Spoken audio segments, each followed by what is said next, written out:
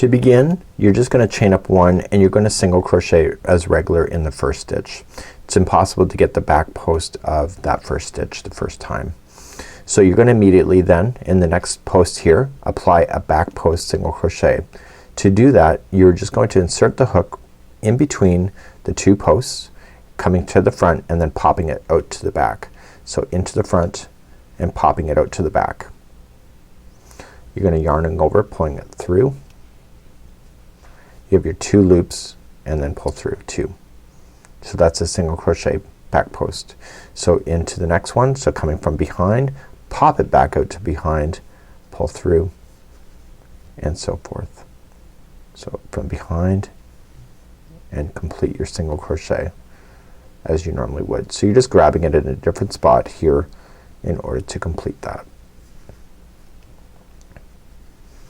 So when you get to the very final one, you want to go into the regular stitch.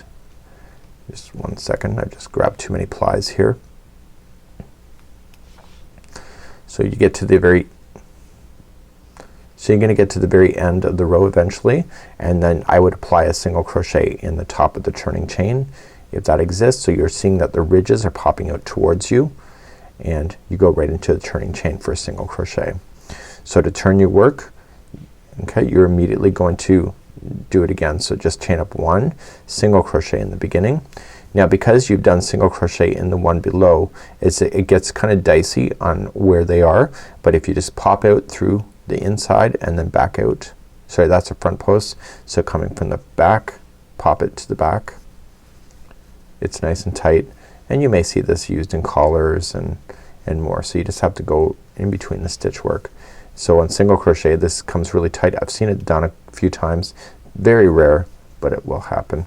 So this is how you do a single crochet in the back post.